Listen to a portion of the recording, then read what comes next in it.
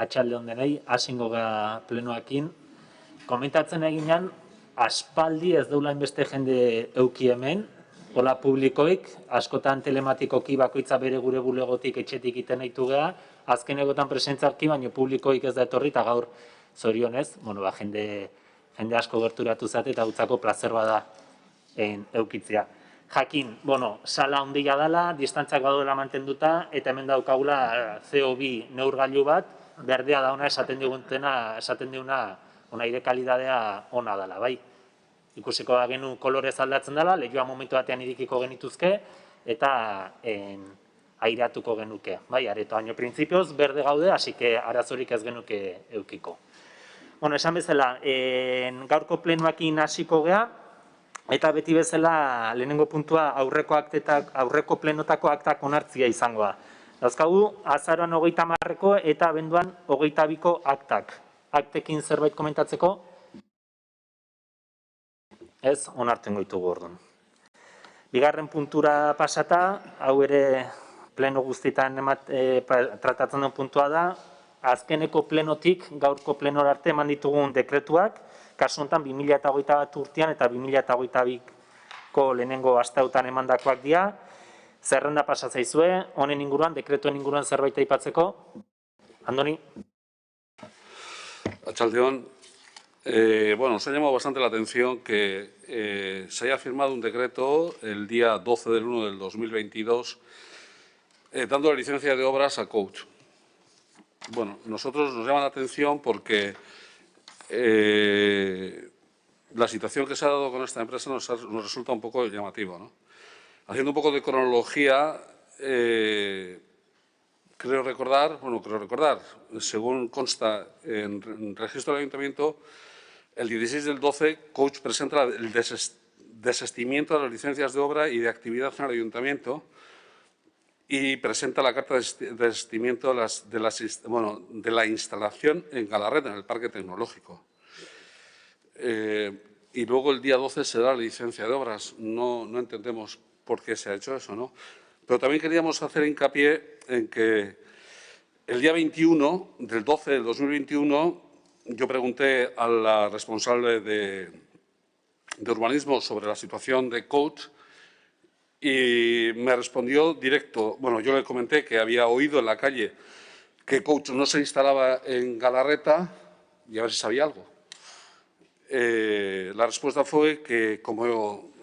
de ella fue que como yo no ando en la calle, pues no había oído nada. Impresionante que eso responda una TENCO municipal a un cargo público. Máxime cuando el 16 ya se había metido el desistimiento de la empresa, ¿no? Se había metido por registro.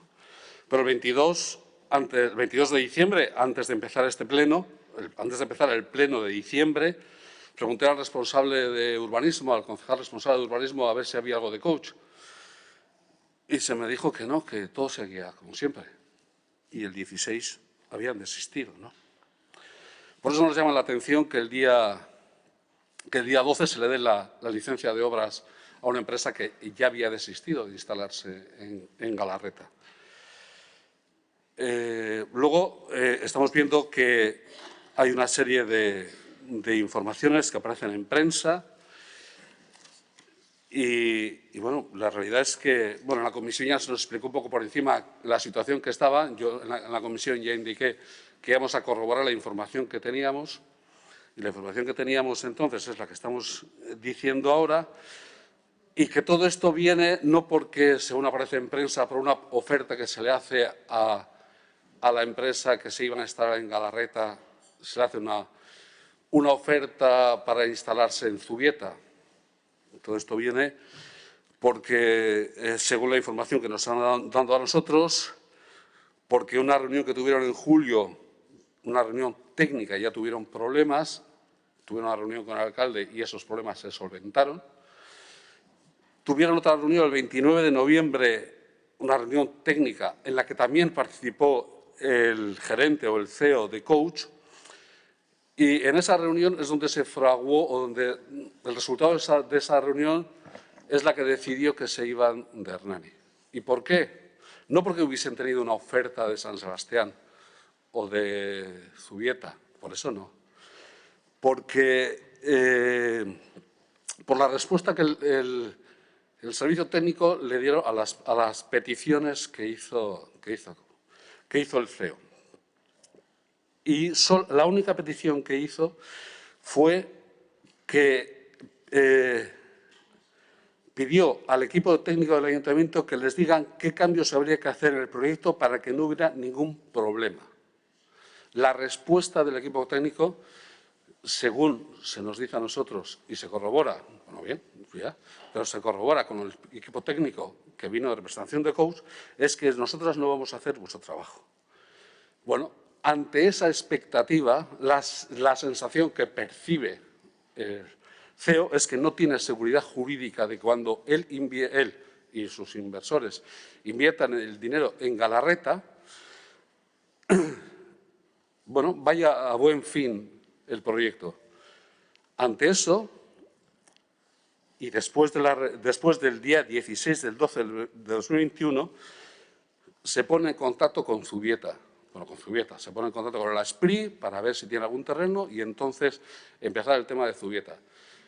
Fíjate hasta lo que le marcó esa reunión, la reunión del 29 de noviembre, que hoy todavía no ha comprado los terrenos y no va a comprar los terrenos de Zubieta hasta que no tenga aprobado el proyecto, o sea, tenga todas las licencias en la mano. O sea, no entiendo cómo este decreto, no entendemos cómo este decreto se firmó el día 12 de enero, cuando el 16 de diciembre la empresa había dicho que desestimaba, o sea, que no se iban a instalar en Galarreta. Y se lo dijo al ayuntamiento y se lo dijo al parque tecnológico. Y nosotros preguntamos, insisto, el día 21 y el día 22 y se nos dijo que no había ningún problema y que seguía. No entendemos. Nos gustaría que se nos explicara cómo es posible que se haya firmado este decreto cuando la empresa ya no se iba a instalar en Hernani. Bai, hor, kronograman epe batzu falta zaizkizu eta informazioa falta da abenduaren 16tik urtarrilaren hilabete bateko epea edo urtarrilaren 10 dagoen epe bat. Nun enpresako arduraduna eta alde politikoa eseritzen gean, negoziaketa bat dagon eta replanteatzen dan desestimentu hori. Idatziz, naiz eta forma akats batzuk izan abenduan 16an sartzen duen desestimentu horrek forma akats batzuk zituen, ondoren bildu ginean, bi aldek negoziatu genuen gaiarekin jarraitzea eta aukerak ematea, eta hor, badago eta mezuetan dago, Hernaniko udalak ikusteko segurtasun juridiko guztia ematen zula eta borondate guztia zeukala, eta bere alde edo bere eskuzion guztia egiten naizala, baimena ematen ziola obra egiteko, eta dekretu hori sinatzen dan.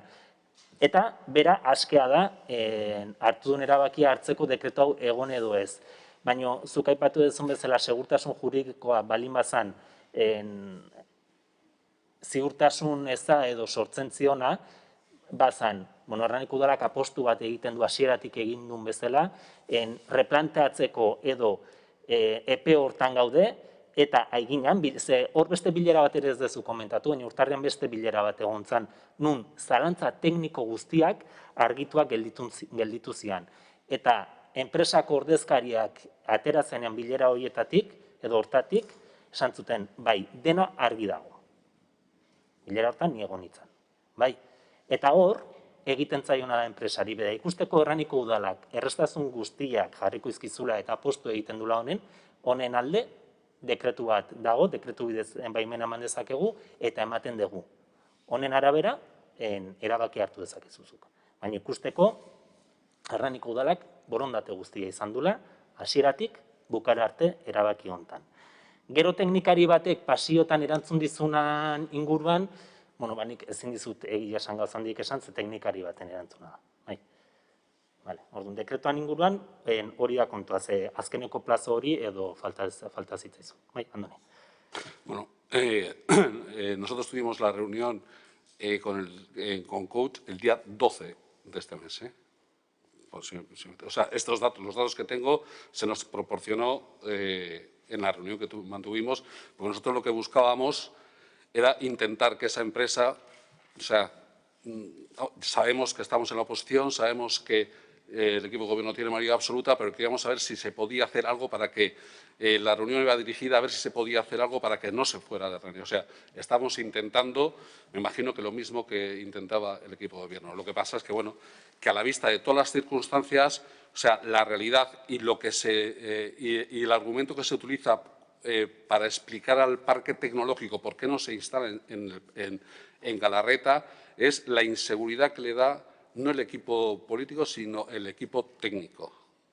Eso es el documento que parece que supongo que tendremos todos, sin más. Ados, argituta beraz, dekretua zergatik. Eta gure bilera, fetxaken ez goatzen, baina bai izan Gabonetako oporraldien inguru nik esango nuke urtarrilaren 3ko astean, ez 7ko astean, 10ko astean egin genula bai teknikariekin eta ondoren arduradunarekin. Osea, aste berdinean egin genula eta gure helburua beti izan da, azkeneko bileraietan eta hasieratik, Code Hernanin Galarretan gelditza. Orduan, hortaz, Hernaniko udalak egin duen lanketa bide hontan eta hilabeta guzti hontan zehar, izan da, errazteko enpresa hau hemen gelditzeko, zuek ondo dakizuen bezala. Bale, honekin, bai, Ricardo eta Jaione. Bai, kaixo, arratsaldeon.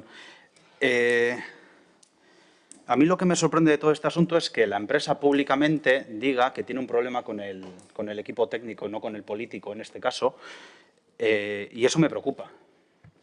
Me preocupa porque lo ha hecho públicamente en prensa, cuando no tiene ninguna necesidad de hacerlo, y también lo hizo en la carta que entregó al Parque Tecnológico el 16 de diciembre para mostrar el desistimiento. Y voy a leer textualmente, decía: la motivación de ese desistimiento tiene su origen en las incertidumbres que para el buen fin del proyecto han surgido en las últimas conversaciones mantenidas con el equipo técnico del Ayuntamiento de Hernani. Repito, equipo técnico, el 16 de diciembre. Yo, si veo esto en una carta dirigida al Parque Tecnológico y luego el 17 de enero, un mes después, lo veo además publicado en la prensa, yo como responsable político de un departamento, lo mínimo que hago es preocuparme e intentar conocer si ha pasado algo o no. No sé si el equipo político del ayuntamiento ha tenido esa preocupación o se ha preocupado o directamente no da veracidad a lo que dice la empresa, pero a mí me preocuparía. Y si eso es así, igual habría que intentar arreglarlo, si existen esos problemas. Entonces, la pregunta es si se ha intentado investigar, conocer, dar veracidad, saber si ha pasado algo de todo ese asunto, porque si es así, tenemos un problema mayor en el ayuntamiento. Berriz esango dut, eta harritzen hau egin dezun galdera, kuantxe esplikatu detelako, idatzi dago momentutik, gobernu talde honek bilerak egin ditu, bai arduradunarekin bideratzeko, bai gure ekipo teknikoarekin, bai beraien ekipo teknikoarekin eta ondoren arduradunarekin. Bai, bideratzeko. Hau denak gure nahia zalako enpresa hau hemen gelditzea. Eta pozten naiz galdera hori orain egitea, egin dian beste adierazpenak beste modu bateakoak izan dialako, baina noski udal gobernu talde honek esku hartu dula hasieratik proiektu hontan eta bukaera hontan ere presente egon dela egun guzti hauetan hau bideratu ahal izateko. Jaione. Kaixo, arratsaldeon guztioi. Bueno, es indudable que las noticias que han aparecido últimamente en prensa sobre el desistimiento de la empresa Coach de trasladarse al Parque Tecnológico de Galarreta, pues sí, han creado mucho disgusto y preocupación. Una empresa pionera y puntera a nivel mundial con un amplio arraigo en el pueblo, que patrocina el deporte local, que no contamina, traslada su razón social a otro municipio, alegando un trato hostil en todo momento por parte de las técnicas de urbanismo de este ayuntamiento. En todo conflicto se debe oír a las dos partes. Preguntamos al equipo de gobierno y al escuchar que el trato que se les ha dado a la empresa ha sido exquisito, pues hemos ido, lógicamente, a preguntar a Coach para escuchar su versión. Afirman que en ningún momento la decisión ha sido económica, sino que ha sido tomada por la desconfianza, como han dicho los de los otros partidos, que es al departamento que les ha generado. Han insistido en que han recibido un trato hostil, lo dicen una y otra vez. Es duro oír eso de boca de un administrado. Es triste pensar que personas que se acercan a este ayuntamiento se sienten maltratadas. Afirman que su apuesta era el Parque Tecnológico de Galarreta desde el principio y que lo han intentado todo y sienten que no es que se han ido ellos, sino que se les ha echado. El 16 de diciembre, Coach, como habéis dicho, registró una petición de desestimación de licencia. Nuestro grupo pidió ver el registro el día 17 de diciembre. La norma dice que tenemos 5 días para que nos enseñéis los registros. Pues bien, no hemos recibido esa información hasta el 17 de enero, después de que saliera la información en prensa. Hoy leemos en el Diario Vasco que un decreto de alcaldía de primeros de enero, bueno, el día 12, como habéis dicho, concede el permiso de obras a una empresa que 15 días antes ha presentado el desistimiento. Eso, a nuestro parecer, no tiene ningún sentido. Desde nuestro grupo lamentamos que este equipo de gobierno no tenga una visión de futuro, no tenga un liderazgo político claro y se deje manipular por un equipo técnico municipal, y queremos saber si es cierta la afirmación que se ha leído en prensa de la mala actitud de las empleadas de este ayuntamiento. Ha sido la causa de la que Coach se vaya de Hernani. Esto ya no se puede enmendar, lo tienen ya decidido. Y lo decimos con mucha pena. Lo que queremos es que no se vuelva a repetir. No sabemos las consecuencias que puede tener esto para el Parque Tecnológico, pero no parece la carta de presentación más atractiva para que otras empresas se animen a venir a Hernani. La verdad que es una pena la gestión que ha habido en este tema. Pena handiena gobernu talde honek dauka, egin duen lan guztiarengatik. Esan danean, maltratatu dala jendia teknikoen partetik etxe hontan, nik engorapatu nahiko nuke gure teknikoek egin duten lana hontan guztian.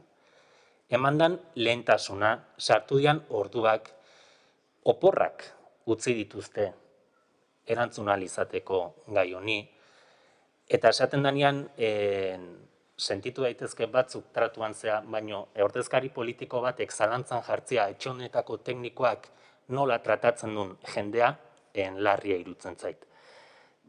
Batez ere ezagutu gabe gertatu dana, irakurtzen naizea batzuk, idea batzuk, uste eta afirmazio batzuk larriak diala, ez? Esan dezunean, alde bati eta besteari galdetu bartzaio, berriz eta 3. eta 4. aldiz esan behar balimet esango dut. Hori egin du gobernu talde honek, bai? Hori egin du. Bileretan presente egonda, baten batean ez, bilera teknikoak zialako. Eta presente egondan bilera horietan, tratua izan da, eskizitua ez, izan da normala, izan behar duen bezala. Bai? Eta azkeneko bilera hortan, beraien teknikariek beraiek esan zuten, bilera oso ondo junda eta gauzak argi gelditzen zaizkigu. Eta hori izan zen, buruzen ez goatzen, baina urtarrilaren ez dakitze egunetan. Lehen esan dezuna eta berriz errepikatzen dut, abenduan desestimentu bat dago, baina ondoren dago makinek eta irintzatzen egotzeak eta biak egiten dugun akordio bat enpresako arduradunarekin epe batian hau dena bideratzekoa. Epe hori hartu genuen, elkarrekin adostu genuen, epe hori hartzea hau bideratzeko. Eta Gabonen aldi hortan, ekipo tekniko eta politikoa, ekipo teknikoa ere bai, dena utzita, hau bideratzen aritu zen.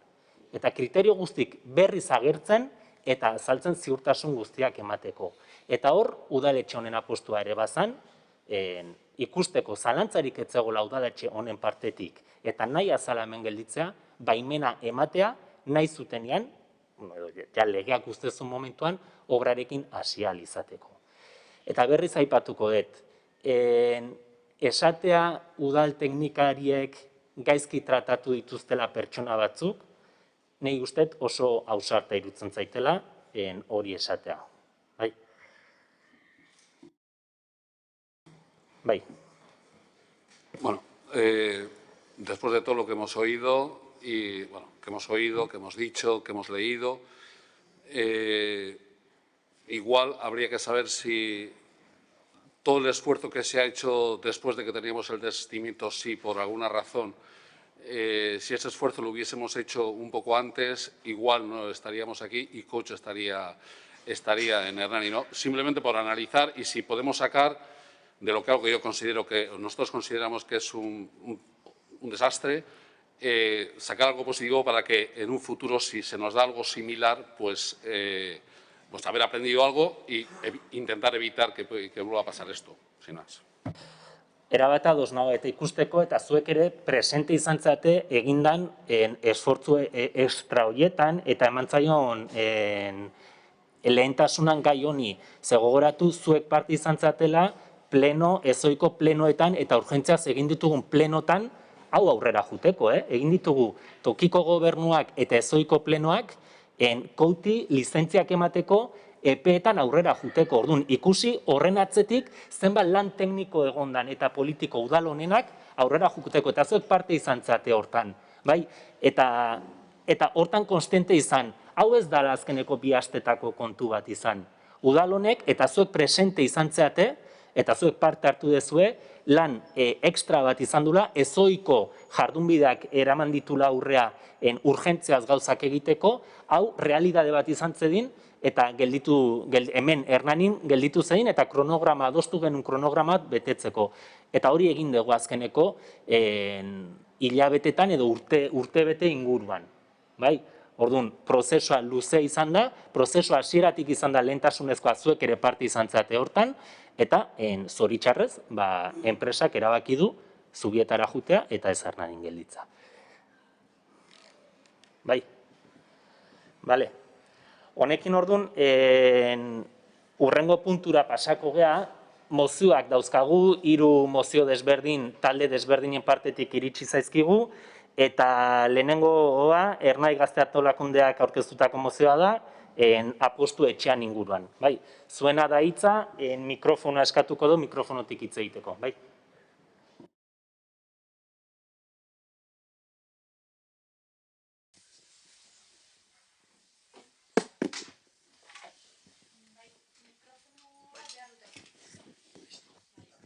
Horaxe, emango jetakitxo.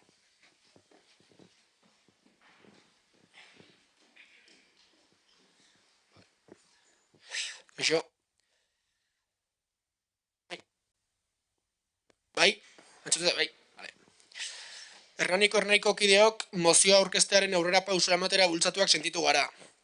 Euskal Herriko herri zein hirietan gazte langileon egoera iguingarria dela aipatu nahi dugu. Etxipenera kondenatuak gauden honetan, gazte langileok prekarizazioaren biktima gara. Lan, aisialdi, ikasketa eta bizitza duin bat eraiki nahian, ezintasunarekin egiten dugu topo. Sistemak eta finean klase proiektuek helburu produktiboak osatzera garamatzeten honetan, enpresa pribatuek beste behin negozio egiteko bide bat gehiago ikusi dute. Apustu etxen helburu hau da, gazteak haien ganatu eta hauek ustiatzea inongo kontzientzia kargari gabe. Aipatu behar dugu datuak beldurgarriak direla. Hego Euskal Herrian 3tik 1 apostuak egiten ditu. Era berean, kontsumitzaile hauen 76%, 35 urtetik beherakoa da. Gainera, apustu joko hauetan parte hartzen dutenen 15%ak ludopatia pairatzeko arriskoa du. Ludopatiatik harago, 100 kasu jaso dira Euskal Herrian jokoan murgilduta dauden gazteek haien buruaz beste egin dutela. Aurrezki guztiak xahutu dituztela eta familiak apurtu direla. Aitzitik, enpresa pribatu hauek urtean 300.000 milioi euro irabazten dituzte gazteok miseriara eramanaz. Gazteok proposamen bat luzatzen dugu. Gure ustetan, gobernu honek duen proiektuaren barruan sartzen dena. Honakoak irapundu hauek. Lehenengoa, Hernaniko udala konpromiso hartzea herritarrengatik urrun kokatu dezan honelako establezimentua. Herriko gune historikotikat eta aur, nerabe eta gazteen begibistatik kanpo. Bigarrena, Hernaniko udala konpromiso hartzea ikastetxeetan informazio jarduerak egiteko eta kontzientziazio kanpaina bat bultzatzeko. Gazteek online jokoen eta apustuen inguruan egiten duten erabileran sakontzeko eta erabilera horrek sorditzazkeen arazoetan sakontzeko. Hirugarrena, Hernaniko udala konpromiso hartzea eskatzen dugu udaltzaingoari prestakuntza emateko. Apustuekin eta jokoarekin lotutako arau hauste ohikoenekin ohitu daitezen. Batez ere adingabeak eta jokorako sarbidea legez mugatuta duten pertsonak establezimendu hauetara sartzari dagokiona. Laugarrena, Hernaniko Udala konpromisoa hartzea eskatzen dugu helduei formakuntza emateko. Apustuekin eta jokoak dakarren gabeziaz jabetu eta etxean lanketak burutu ahal izateko gaztegoekin. Hala nola, herri kontzientzia bultzatzea denon esku geratzeko. Bosgarrena, Hernaniko Udala konpromisoa hartzen du Eusko Jaurlaritzari establezimendu horiek kontrolatzeko beharrezko neurriak hartitzala eskatzeko. Honekin guztiarekin, Hernaniko gazteok ez esaten diogu herrian dugun apustu etxeari. Ez dugu inondik inora honelako lokalek gure herrian jarraitzen nahi, eta lanean jarraituko dugu hau honela izan arte. Ados, eskerrik asko, mozioen irakurketatik, ronda bat irikiko deu. Bai, Zerbait esateagatik, bai, Ricardo. Zeharo ados mozioarekin eta mozioaren alde egingo dugula eta bozkatuko dugula. Bakarrikan, galdera edo nabardura bat bakarrikan, eta gainera Lurdesekin oraintxe bertan komentatzen ari ginen. Uste dut orain dela urte bat edo 2 urte alako mozio baten zerbait antzekoa bozkatu genuela ere, baina ongi etorria mozioa eta alde bozkatuko dugula. Eskerrik asko, Ricardo, Jaione. Bai, kaixo, gure taldeak ere ados dago mozioarekin, baino gogorazi nahi dugu 2019ko urrian gure taldea politikoa udal honetako osoko bilkurara mozio bat aurkeztu zuen gai honekin. Hau batez onartu zena. Non udal honek konpromisoa hartu zuen lanean hasteko apustu etxeak irekitzeko lizentziak zergapetzeko asmoarekin. Eskatzen genuen ere bere publizitatea mugatzea eta areto hauek ez jartzea hezkuntza, kultura, kirol eta gazteen aisialdeko zentroetatik gertu.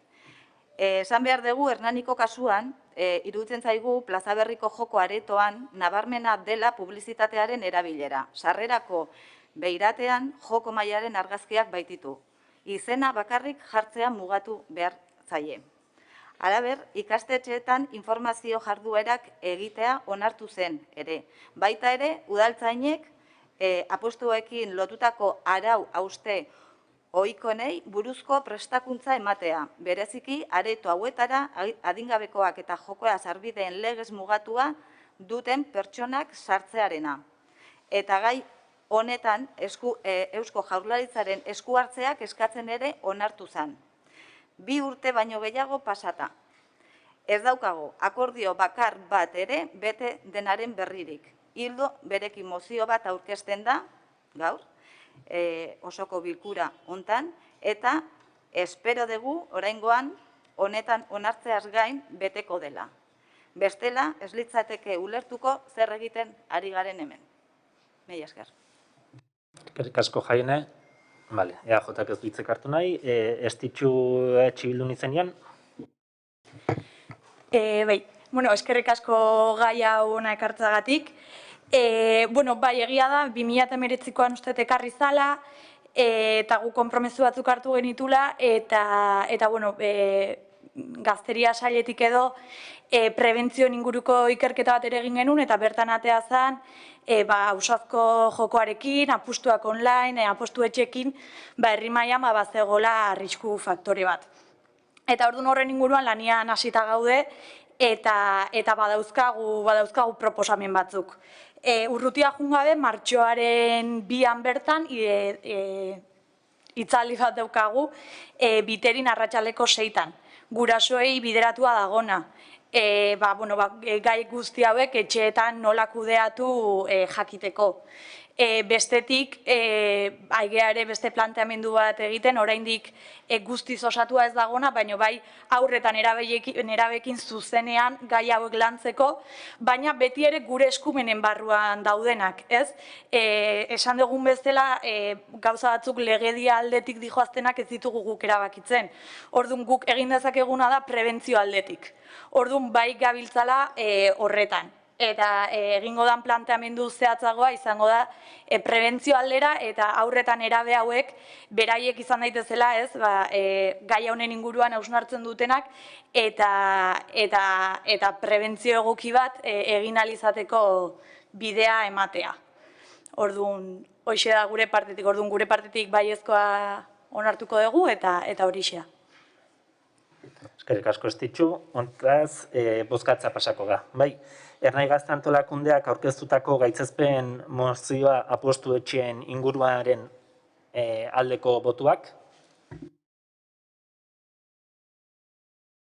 Hau batez onartzen da beraz. Eskerrik asko orduan Ernaiko kidei hemen izateatik eta mozioa aurkezteatik. Bai. Urrengo puntua pasako ga, eta kansu hontan pentsiodunek aurkezten dezuen mozioa da, banketxeetan azken aldian sortzen ari dian arazoen inguruan, banketxek ematen duten arretaren inguruan, eta horren inguruan esan bezala mozioa aurkeztu dezue, eta zuena da hitza. Eta gizenek hartu nahi du hitza, bare, aurrea. Hola. Bai. Bueno, la moción que hemos presentado nosotros, que está por escrito, os pediríamos al que corresponda, al secretario o secretaria, que por favor la lea, porque así nos enteraremos todos. Iritze bat zaizu neronek irakurrikoet? ¿Sí? Idazkariak egin beharrean? Sí. Arazoi gabe? Bai, hemen dakatelako, aurrian dakatelako. Termino ya diciendo que sabéis que los jubilados y pensionistas llevamos años en soportales del ayuntamiento reivindicando nuestras necesidades y dejar patente que necesitamos de la corporación, de todos los partidos, para que nos protejáis frente a los que intentan abusar de nuestras dificultades. Y decir que un pueblo que protege a sus mayores y a sus niños es un pueblo que merece seguir adelante. Si leéis la moción, por favor, pues os agradecería. Bai, ingo detena zuzenian sartuko nahi, centraré justo a los puntos que solicitéis que se aprueben. Bai, miren. Público y cumplen la función de intermediarios financieros para facilitar la actividad económica y productiva. Pero lo cierto es que se han convertido en grandes enemigos del común de la ciudadanía. Pero el perjuicio causado es mucho mayor a las personas mayores. La práctica desaparición de la relación personal y el establecimiento de citas a través del teléfono que no siempre se atiende obliga a la realización de operaciones de Internet, herramienta escasamente conocida por las personas mayores de 60, y todo, curiosamente, para disponer de tu propio dinero. A esto también se unen las medidas derivadas del COVID-19 desde hace meses, que junto al cierre de oficinas y a la disminución del personal genera vergonzosas colas en las puertas de la oficina. Y otra vez, los más perjudicados somos nosotros, las personas mayores, más sensibles a las inclemencias del tiempo por su edad y su salud. ¿Qué decir del ámbito rural? En Euskadi, 60 de los 251 municipios de la comunidad autónoma vasca no cuentan con sucursales bancarias, ni siquiera con un cajero, obligando a 30.000 personas a desplazarse más de 5 kilómetros de su domicilio para poder disponer de su dinero. Y mientras todo lo anterior ha ocurrido y ocurre, recordemos que una parte de la banca fue rescatada por el Estado. El rescate de Bankia, hoy absorbida por CaixaBank, nos costó 22.424 millones de euros, de los que solo ha devuelto al Estado 3.302 millones. Que el 9 de julio del año 2021 el BBVA cierra un pacto con los sindicatos que suponen 2.725 despidos y 210 excedencias, y CaixaBank cierra el 1 de julio un acuerdo de extinción de contratos de 6.452 empleados. En tanto que el Banco Santander, tras haber salido de su plantilla más de 1.800 empleados en el primer trimestre, anunció el pasado 30 de agosto su intención de volver a realizar un nuevo ajuste de plantillas. En los tres casos, así como las irregularizaciones de años anteriores de la banca, realizado todo en el marco de un expediente de regulación de empleo, lo que supone hacerlo con dinero público que está destinado al desempleo. Y, mientras tanto, los beneficios de estos tres bancos citados fueron, el primer semestre del 21, el BBVA, 1.911 millones de euros, CaixaBank 4.181 millones de euros, el Sabadell 220 millones y la media de las retribuciones anuales de los presidentes de la gran banca es de 4,08 millones de euros anuales y la de los consejeros delegados de 3,05 millones. No podemos admitir, y por eso pedimos y os pedimos medidas inmediatas que puedan solucionar los problemas que hemos denunciado. O sea, es el dinero nuestro, el dinero que tenéis es nuestro y queremos un trato justo y humano. Más oficinas, más personal y más calidad. Por eso os pedimos a todos vosotros que incidáis en la medida que podáis para que por lo menos los bancos de Hernani nos respondan como debe, que somos personas. Y decir también que la dependencia, o sea, que el tener que depender de otras personas, aunque sean familiares, jóvenes, porque dominan el Internet, nos crea dependencia. La dependencia nos crea inseguridad y la inseguridad mucho miedo. Eskerrik asko. Eskerrik asko zuri Miren, esan bezala...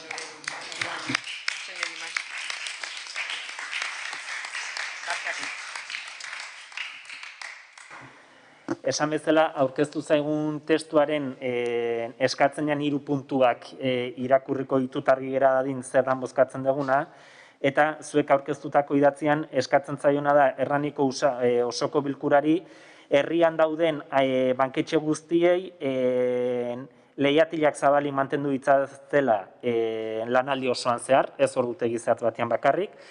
Bestetik, leku itxitera sartzeko neurri hauek dauzkagun bitartean pandemia dela eta pertsonen arteko distantziak zaindu behar diren bitartean eta horiek eta behar den beste edozein neurri betez, sukursal bakoitzan behar besteko edukiera izango duen itxarongela bat egotea, bai?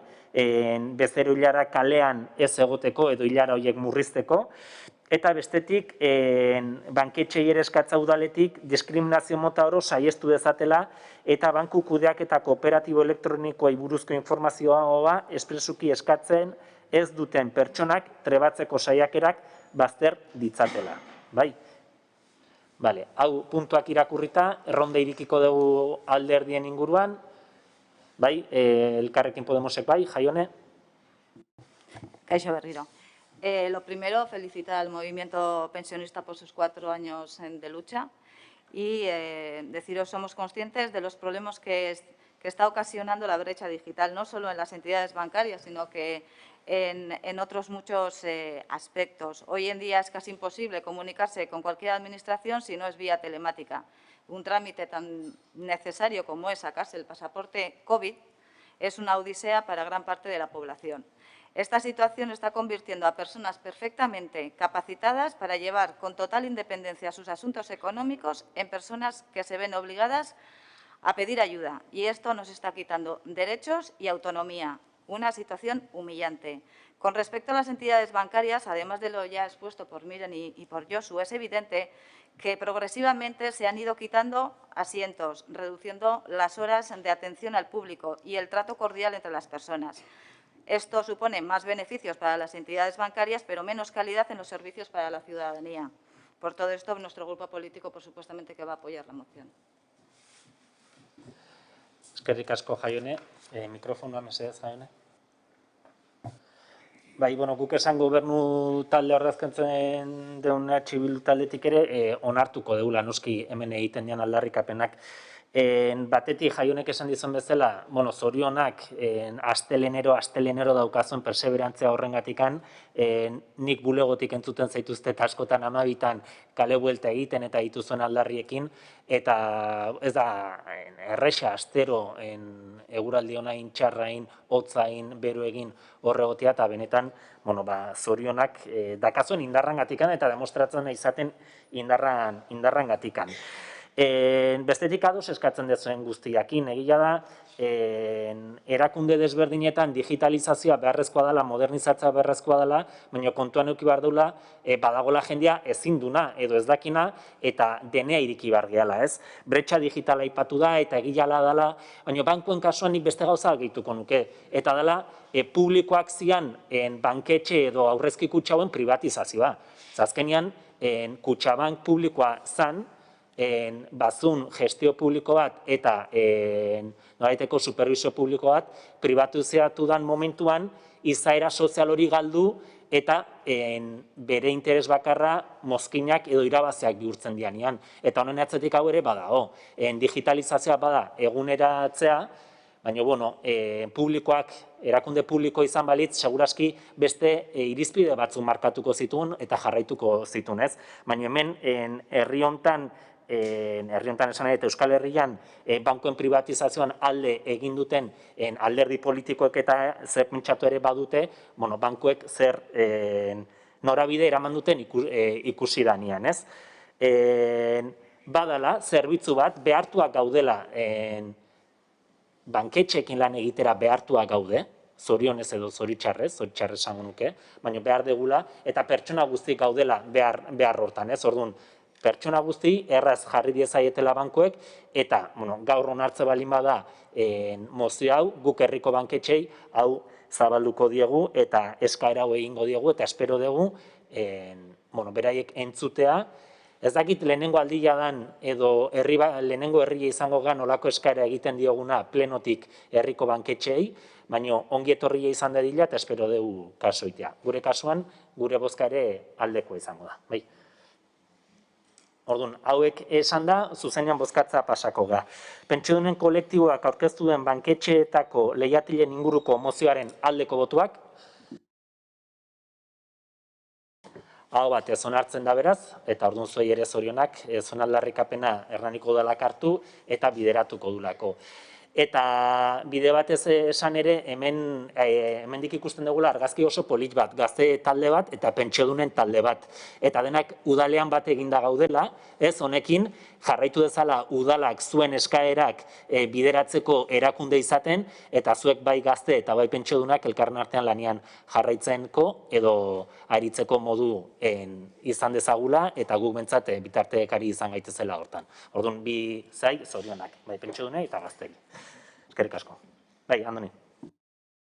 Lo que sí nos gustaría es que, bueno, yo imagino que a todos los partidos de la oposición, que la petición que se vaya a hacer a los bancos, que también se nos haga partícipes para que sepamos qué le vamos a decir a los bancos.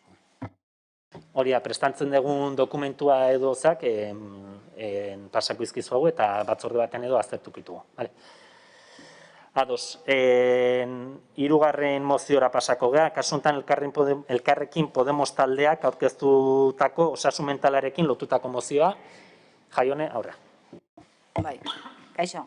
Ya en el 2020 el Defensor del Pueblo denunció que la falta de atención a la salud mental es estructural en nuestro sistema sanitario. A esto hay que añadirle el sufrimiento que la pandemia ha originado. Ha habido un incremento progresivo de la incidencia de trastornos relacionados con la salud mental, como pueden ser la ansiedad o la depresión.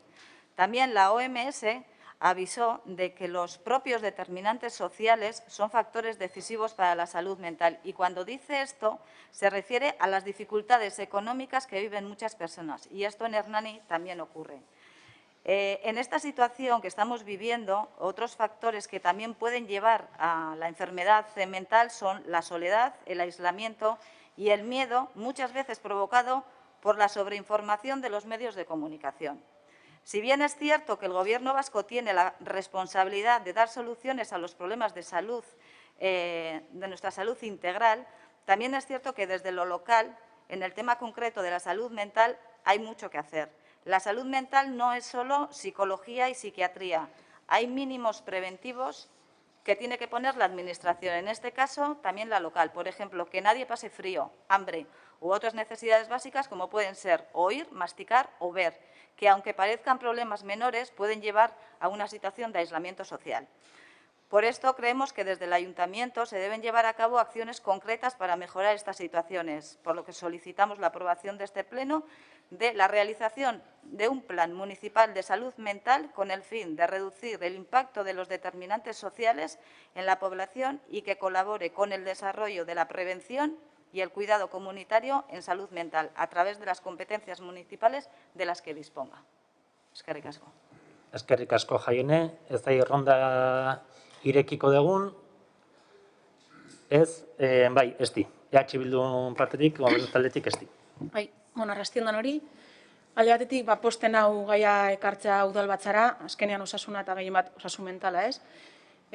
Oraindik tabu bada, eta, udalbatza batean entzutea gai honen inguruan, posten hau. Eta gainera, ez mozioan aipatzen duzu zen datuak, gordinak izateaz gain errealitate bada, baina gainera ez die guztiak.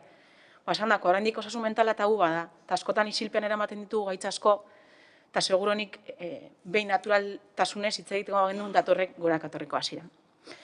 Eta horrekin batera, urte batzu bada, erraniko dela osasunan ikuspegitik, osasuna bere orokortasunean, noski osasun mentala barne, azizkinean lanean erraniko osasun zentroko medikuekin. Mai bat sortu zen ikusten gendulako, nahi gendula, herritarren osasuna hobetu. Eta hain zuzen, ja, lau urte, partida bat zehazki dakagu, osasun komunitarioa lantzeko herrian, bertan proiektu potolo bat aurrera eraman zen, gonbidatua bankabe parte hartu zuen, ez pixkat identifikatzeko helburua zen herrian dakagun osasun aktiboak identifikatu, eta hori gero elkarlanean erraniko osakidetzako medikuekin preskripzio bat egitea. Bai, pixkat zuen mozioa aztertuz, eta esan dakoa, bada gai bat guri arderatzen diguna eta aspaldi lanean gabiltzana, Bartzelonako proposamena ekartzen duzte maira, beraien plana aztertuta, postu nau, porque ikusten dugu, Hernanin aspaldi bertan agertzen diren ekintza eta helburuak lantzen gabizela, beti ere gure eskumenak direnak. Eta adibide, hurbilena, ez, bata oso zaintza, ez, orain aurkeztu dana oso zaintza, helburua pixka zaintza komunitario bultzatzen daben hori, beste bat da harremanitz, aurretan erabekin, ez, violentzia jasarpenak eta lantzen direlako, Plus, eta esan dakoa, dakagu proiektu potentena eskuetan, dala jardurak fiziko eta kirol departamentuan partida badakaguna, ja urteetan, dala osasun mapeoa eta osasun plangintza bat iteko herrian. Beraz, hemen eskatzen dana, pixkat mozioan eskatzen dana, ez udaleren eskumenan bidez egiten dana, egiten dala ja Hernanin, baina aspalditik. Eta modu transversalean, eta gainera, puntu hori beti saiatu garela, azken urteetan, Hernaniko osasun zentrokoekin. Baina gai hau, nik mozioa bezin dut pasa esan gabe, osasuna hitz egiten duguna oso neketsua dela, konturatu garelako, osasun sailak, Eusko Jaurlaritzako osasun sailak, traba bakarrik jartzen dauela. Azken urteetan, hartu dauzen erabakiak edo murrizketak, ditu adotzagunak, jarri dozku proiektuak kolokan denbora guztian. Eta nik uste hori esan behar dugula. Askotan, zehar lehorrekatasun horretan, eta beste behin dela, udaletxeren gainean ustea,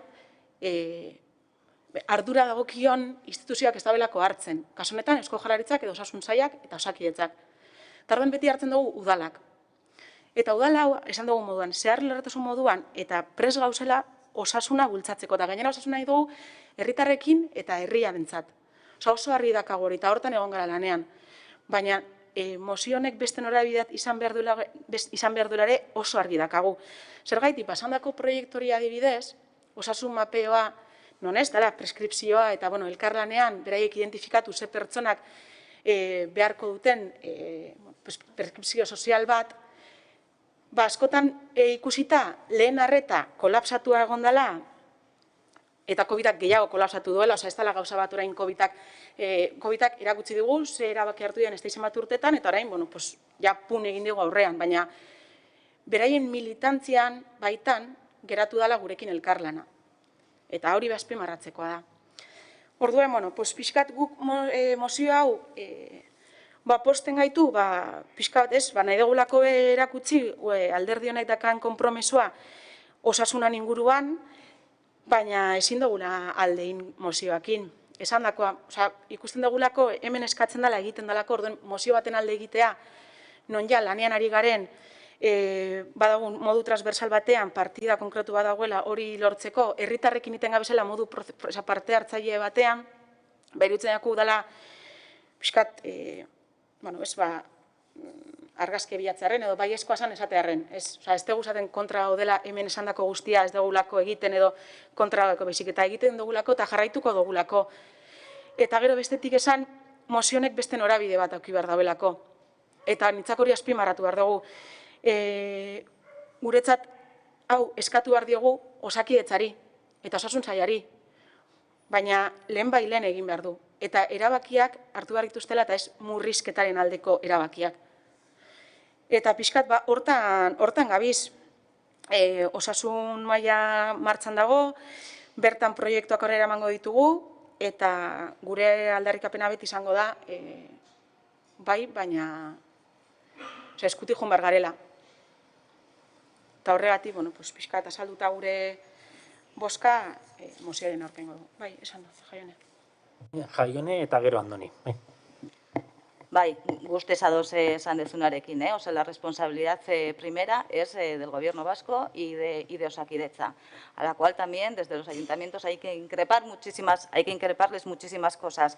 Pero bueno, viendo que todo este desarrollo de estos planes que tenéis, de los cuales algunos conocíamos y otros los estamos conociendo ahora, pues creo que no sería muy complicado realmente juntar todos esos datos y hacer ese plan municipal para saber la realidad que tenemos en Hernani. Y luego con esos datos, como tú bien dices, se puede extrapolar y se les puede mandar al Gobierno vasco y exigirles que se tomen en serio la salud mental. Andoni. Bueno, nosotros solicitaríamos que se nos pasaran las respuestas del Gobierno vasco en la que conste que los inconvenientes y las trabas que ponen para las propuestas que se hacen desde el Ayuntamiento, más que nada para ver si podemos ayudar en lo que sea posible. Bai, noski baietz, gehien bat da, proiektu haiez osasuna, Hernaniko osasun mapeoan baliabide behar dira, eta baliabide humanoak eta ekonomikoak, eta momentu honetan proiektu hori aurrera eramateko pasandakoa, hemengo osasun zentroko medikuak eta pediatrak, enfermerak eta administrariak baiten dabiz beraien ordutegitik kanpo lan orduak sartzen dituzte proiektu horrela ateratzeko. Orduan, momentu batean proiektu hauek geratzen da, azkenean bolondrez ordu horrek ez direlako, mugagabea direlako, eta orduen askotan eskatu diogu, etasun ezartzeko, eta beraien baliabide, giza baliabidetan kontemplatzeko alderdi komunitaria landu nahi dugula herrian, osasuna lantzeko modu komunitario batean, eta osasuna esaten dugunan osasun mentala barne, evidentemente, eta gero baliabide ekonomikoak, proiektu hau, esandako proiektuak, eta beste guztiak aurrera ateratzeko udalak jarri ditu baliabideak. Azkeneko 3 urtetan udalen aurrekontutik atera da dena. Adibidez, eta hori ere eskatu diogu. Eta ez da iritzi momentuz.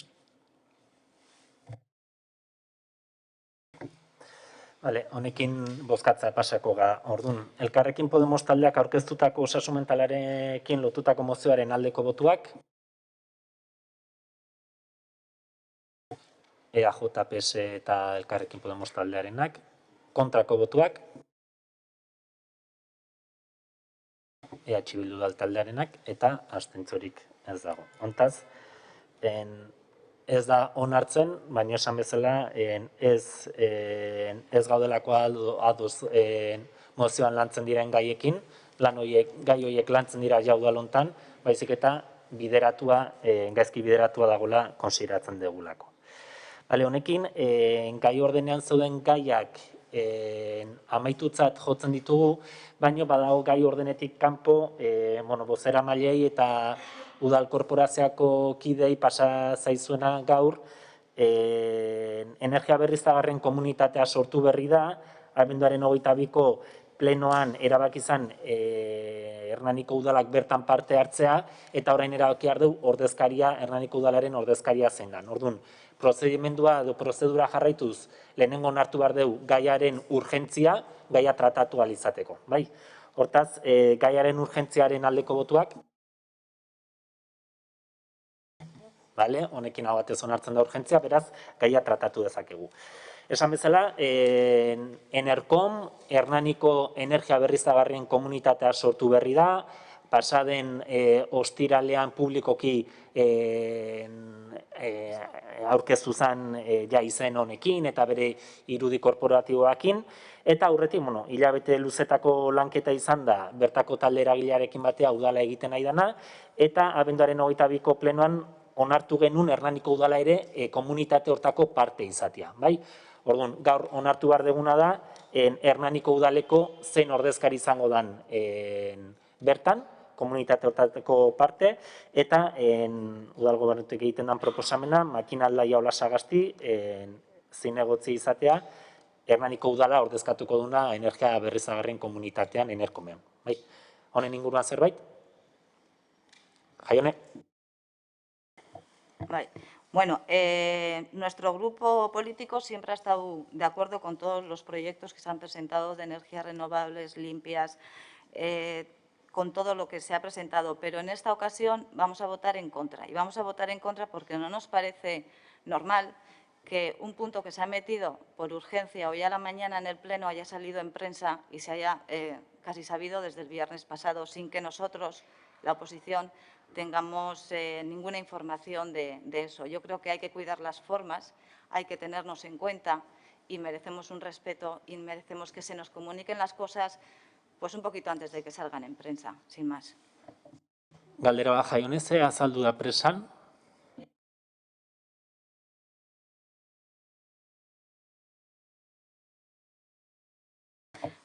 Lo de la empresa esta. Ha salido hoy un artículo en prensa informando de ello en el diario Vasco, ¿no?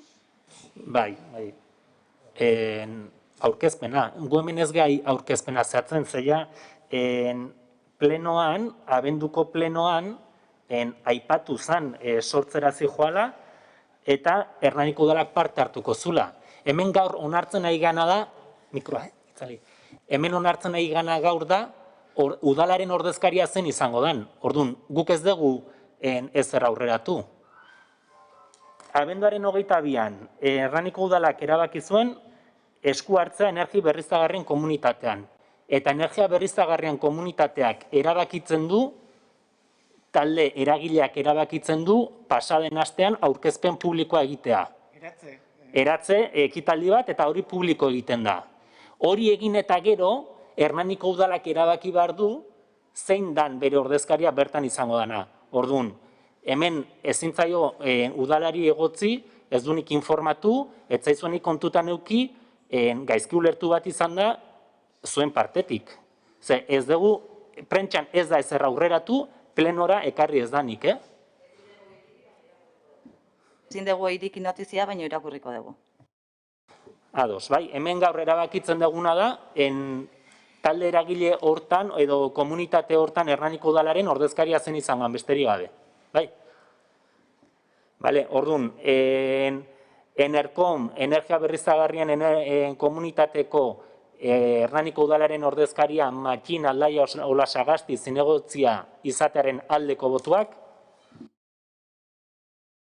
EH Bildu taldearenak, kontrako botuak, Elkarrekin Podemosenak, eta abstentzioak EAJ eta PS udaltaldeen kideenak. Honekin gai ordenako azkeneko puntura pasako ga, galde eskariena dana, ez dakit galde eskaririk badaon. Andoni, bai. Bueno, simplemente preguntar cómo va el tema de la cantera. ¿Os acordáis, no? Sí. Gure teknikariak horrekin nahi dia, kontratazio eta ondareko teknikariak hortan lanian nahi dia, badakit bileran bat izatekoa edo bazutela, baino bajan egon dia, atzeratu behar izan dute, konfinatuak egon dia, atzeratu dia, baino hortan nahi da. Enpresarekin hitz egiteko. Ados? Bale, honekin orduan bukatutzat emango dugu urtarrileko plenoa, eskerrik asko denei etortzatik.